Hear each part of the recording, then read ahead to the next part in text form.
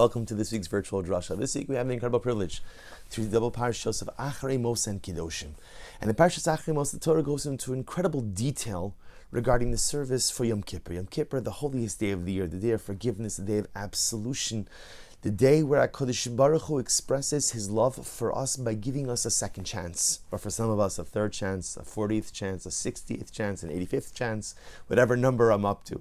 What's unique about Yom Kippur is that the entire avoda of the day can only be performed by one person. Meaning, on a regular day in the Beis HaMikdash, you had a shift of Kohanim, a whole group, and there was obviously a division of responsibility. This Kohen would take care of this particular thing. They would draw lots, the Mishnah Maseches Yoma explains, and everyone would have a specific task, everyone working collaboratively together to take care of that day's avodah in the Beis HaMikdash. And Yom Kippur, which was such a busy day, Yom Kippur, which has a very heavy sacrificial load, and in addition to of course, the various sacrifices, there's different things done in different parts of the Beis HaMikdash, multiple immersions, the service of the kitoras, incense, but yet all of it could only be done by one man. The entire avodah of Yom Kippur, the entire day, the responsibilities of this awesome day, could only be discharged by the Kohen Gadol, by the high priest. It was the Kohen Gadol and the Kohen Gadol alone who took care of everything. And as such, we understand that the details regarding the service are so specific. Every single thing had to be choreographed because there was so much to do in such a short amount of time. Yom Kippur is only one day, and yet this one man was responsible for shouldering the entire ritual and sacrificial load of the people, and it was his responsibility to try to obtain slicha v'chapara, forgiveness, and ultimately atonement from HaKadosh Baruch Hu. And so the pasuk says, this is in Parak Tes Zayin pasuk Beis, the opening parsha. Vayomer Shema Moshe, HaKadosh Baruch Hu says to Moshe Rabbeinu, Daber al Aaron achicha, speak to Aaron your brother, va'ayavo b'chalei sel HaKodesh. Now remember, the apex, the zenith of the Yom Kippur service is the entry into the Kodesh HaKadoshim, the entry into the Holy of Holies. This was only permitted to one man once a year. Only the Kohen Gadol on Yom Kippur was permitted to go in. Not only that, but the Kohen Gadol on Yom Kippur could only go in if he was carrying the Ketores, if he was carrying the incense. Can't just go in. And again, you're permitted to go in a very, we'll call it narrowly choreographed ritual and way. So therefore, HaKadosh Baruch Hu says to Moshe, tell Aaron, you can't come all the time into the Holy of Holies. On the other side of the curtain,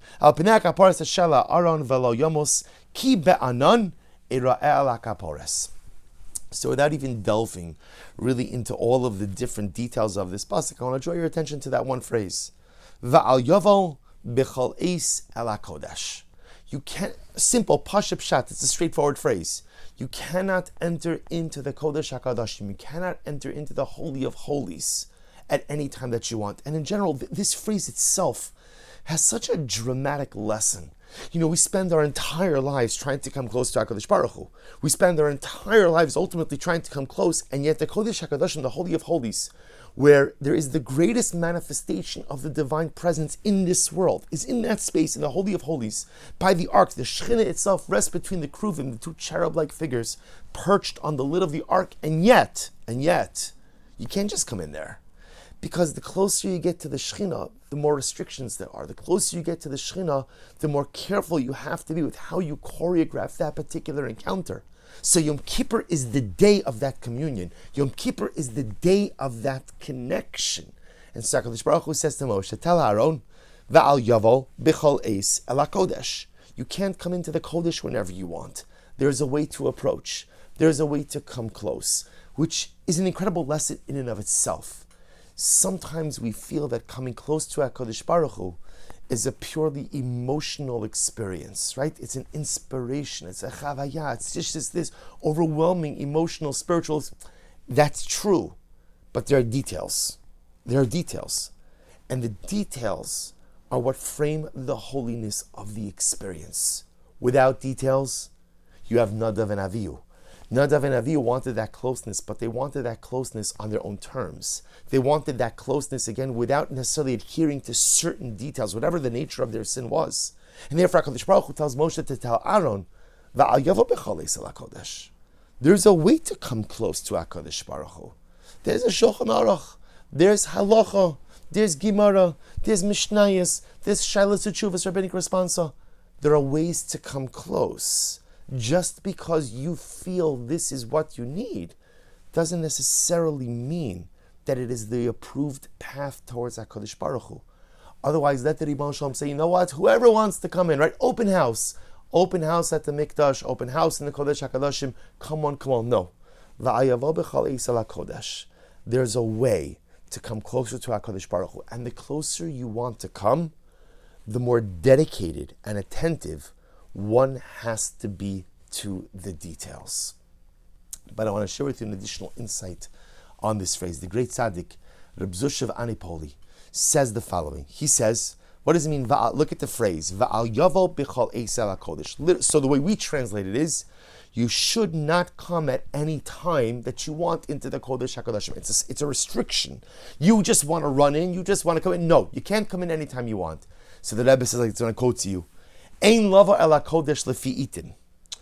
Don't just come into the Kodesh, into closeness with God, at staggered intervals. Kilomar, itim yiskaber adam bikdusha v'itim yachlash. Don't be the kind of person where sometimes you're spiritually strong and sometimes you're spiritually weak. Ella, sarich lios bikdusha tamid. Rather, a person has to be constantly and consistently holy. Bali hagorem shel ha'es. Without being it caused or being it tethered to particular times. So the Rebbe has such a different reading of this phrase. Va'al yavo b'chol es. Es means an appointed time.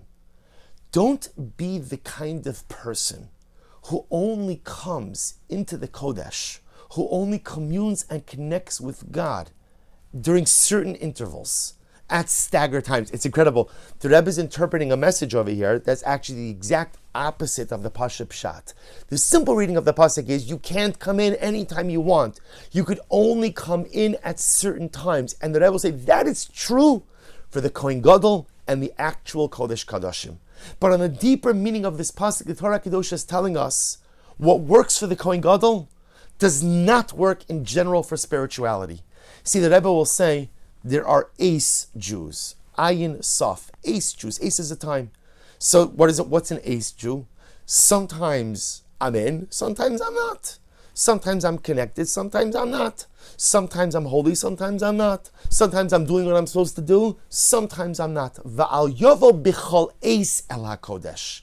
Don't be that kind of person who only comes this time but doesn't come that time, who shows up now but doesn't show up later on, who's wonderful on Mondays, Wednesdays, and Fridays, but Tuesdays and Thursdays, nowhere to be found. Don't be an ace Jew, but rather be a consistent Jew. Each and every day showing up, each and every day doing what I'm supposed to be doing. Don't come at intervals like the Kohen Gadol does to the Kodesh HaKadoshim. Don't be a kind of person who's just an ace Jew, who shows up here, shows up there, but rather be a Jew who is consistent.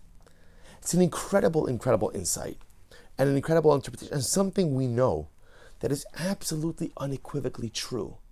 Success in any endeavor in life requires consistency. If I want to build a beautiful marriage, I need to be consistent. I want to be a good father, I need to be consistent. I want to be good at my job, I want to be good in athletics, whatever you fill in the blanks, whatever you want to be successful in life, always requires consistency. And yet, the greatest challenge for so many of us is consistency. Right? The Rebbe is saying, don't be an ace Jew, be a consistent Jew. Don't just show up at particular times, but always be engaged. And of course, Rebbe, Zusha Vanipoli, of course I agree with you. But what you're describing over here, Rebbe, is what I struggle with the most in life.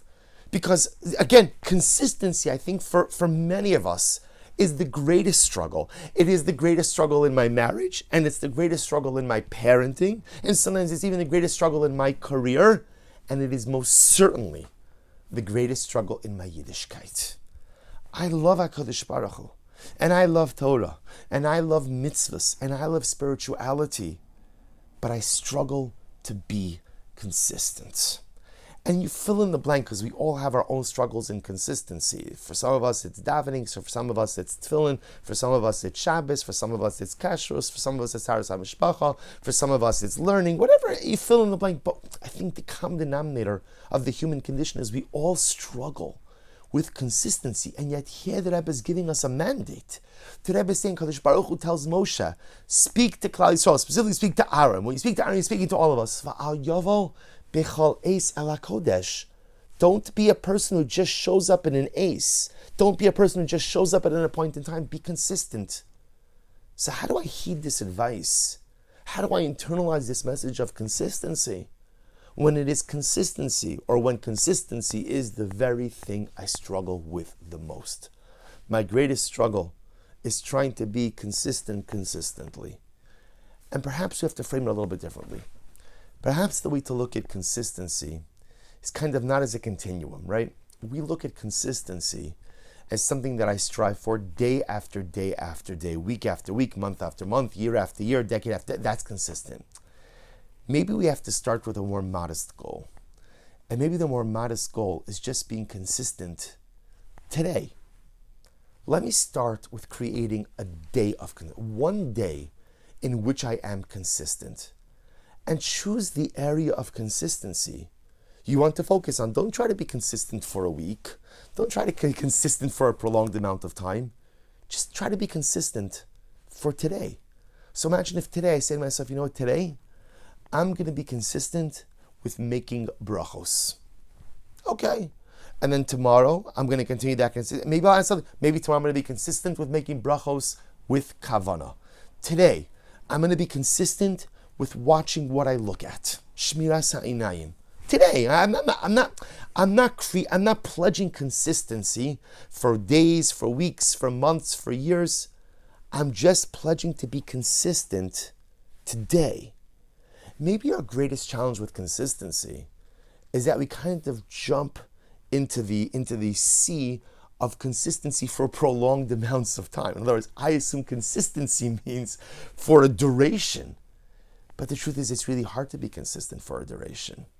And the truth is, what often ends up happening is, when you try to promise yourself to be consistent for a long amount of time, the moment you slip, it's like all out the window. The great part is, if I focus on consistency just in the unit of time of a day, what's the worst that happens? If I'm inconsistent today, tomorrow the clock restarts. And I have another opportunity to try to be consistent. Perhaps this is the way we internalize the message of the Rebbe.